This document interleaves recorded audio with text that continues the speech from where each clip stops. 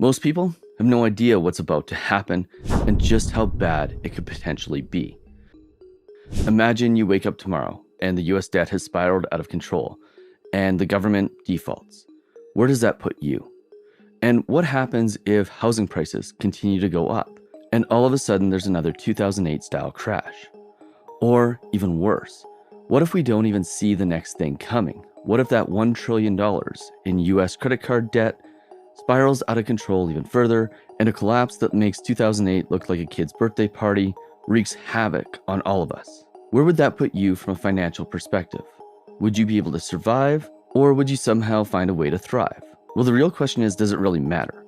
Because right now, the world, especially from an economics and financial standpoint, is a scary place. Are the headlines and the YouTube titles really the truth, or is there more to it than that? And that's what we're going to uncover on this episode of Truth or Scare. But before we get into it, my name is Nolan Matthias, and if you want the truth, the real truth about personal finance and economics, this is the place for you. So do me a favor, hit the subscribe button and hit the like button so more people like you can see this video. And if you're one of those people that believes that crisis does breed opportunity, then make sure you turn on the notification bell as well. Okay, so let's get into it. YouTube has provided an amazing place for anybody with a voice to be able to share it and have a significantly louder megaphone. But there's guys like Patrick Bet-David and Robert Kiyosaki and Peter Schiff that tend to make content that just scares the crap out of people. And let me be clear, there is a place for them, and their voices are very much needed. But the real question is, how much of what they're saying is really something that will impact you personally, and how much of it is really just scare tactics? Well, let me start by saying this. Almost everything they say, the stats, the data, it's all true. If you take a look at the US federal debt, for example, it's now well over $35 trillion on its way to $36 trillion. And when you add in debt to GDP to the mix, you see that that number is alarmingly scary as well, with the number now exceeding 197%. And if you go back to the 1960s, there's never been a time where it's been this high. The slope of this graph is just as crazy as the slope of the debt itself. And this can't go unnoticed. It needs to be something that somebody is worried about. The question is, who should be worried about it? Is it you or maybe somebody else? And if you start to take a look at things like credit card balances in the US, the numbers start to get scarier, with the amount of credit card debt held by US citizens now well over $1 trillion. And yeah, you're reading this correctly.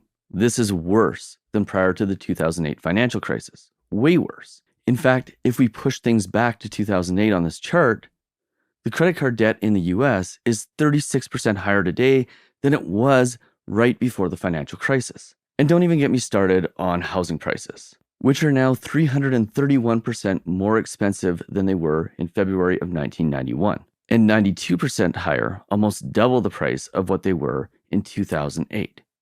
And obviously, none of this is sustainable, right? And clearly a sign of a major problem to come. I mean, if 2008 was bad, 2025 and 2026, well, there's only one way they can go, and that is significantly worse, right?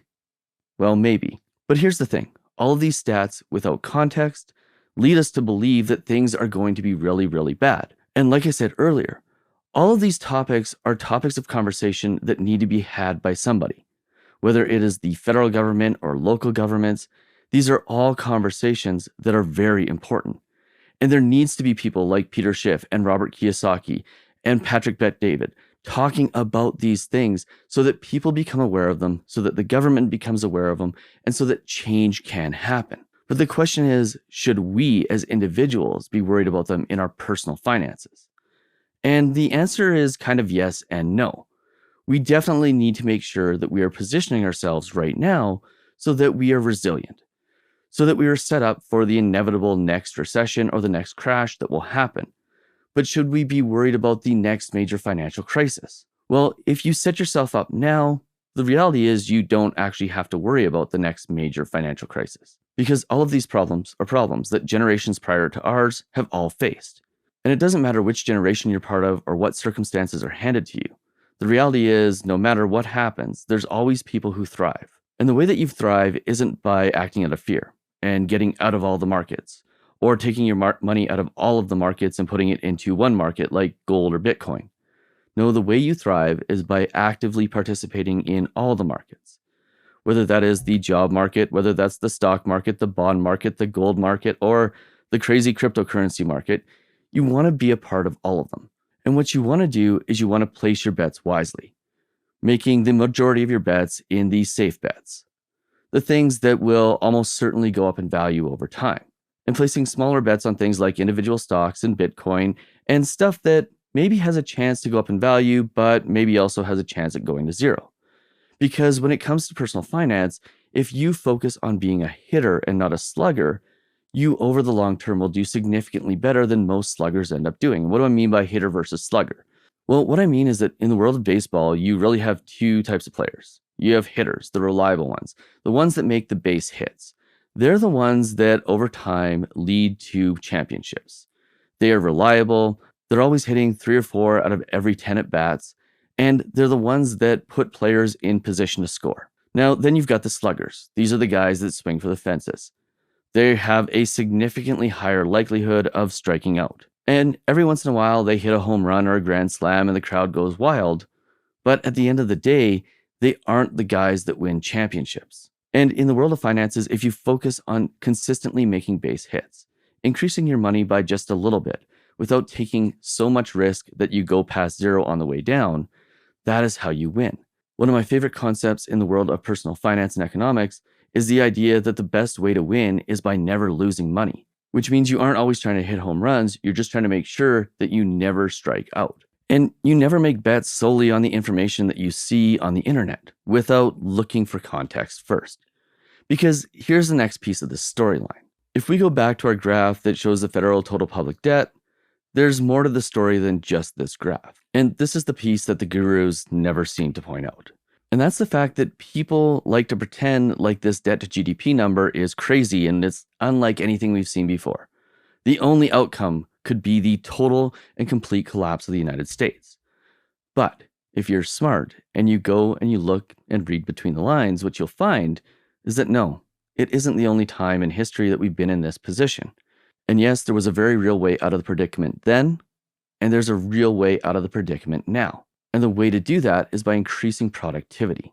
And as long as you haven't been living under a rock, you know that productivity is something that is increasing drastically at this very moment. And when you look back to the 1940s and the 1950s, you can clearly see that the way that the US worked themselves out of the national debt problem that they had back then and that they're facing right now was by increasing productivity, increasing the GDP. And if GDP is increased, the debt to GDP ratio naturally goes down. So this is something that is actually manageable and solvable. But the guys on the internet, they'd have you believe that this is not solvable and the only possible outcome is demise. Well, it's not. And then let's take a look at US credit card balances, because the credit card balances themselves don't tell the whole story. Because when you extrapolate this out a little bit further, what you can see is that wages have actually increased more than the credit card debt itself. And when you understand that, you can start to look for things like this, which is the total debt servicing of those credit cards, which in other words is the percentage of income that people are using to pay these credit card debts. And yeah, in 2007, these numbers were incredibly high. A pretty significant portion of people's incomes were going towards their credit card debt. But today, even though the nominal amount of credit card debt is through the roof, over $1 trillion, that debt relative to income is significantly smaller than it was in 2007, 2008.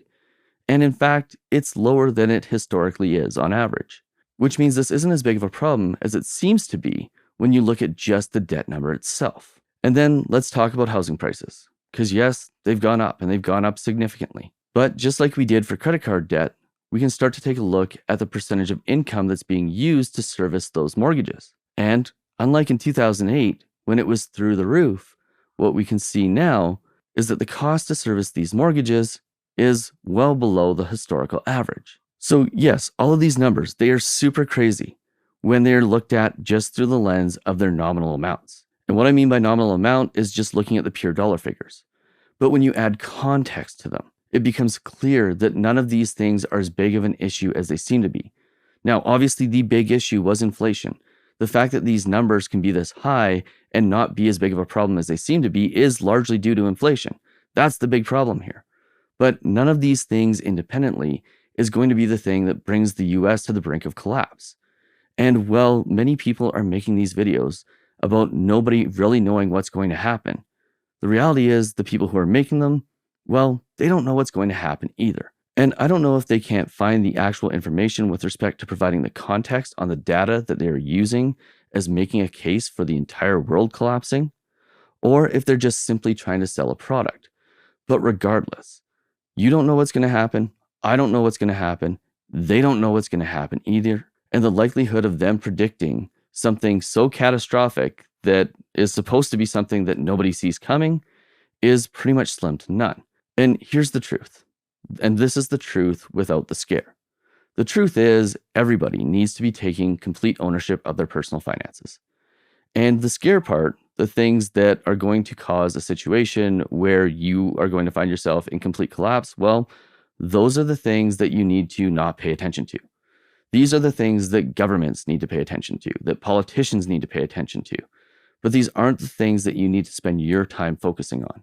What you need to be focusing on is making sure that you are financially bulletproof. And the way you do that is by getting rid of debt, making sure you invest intelligently, and make sure that you're diversified for risk. And by the way, there are signs that show up right before a recession and right before a financial collapse. And if you want to know what they are, make sure you check out this video right here.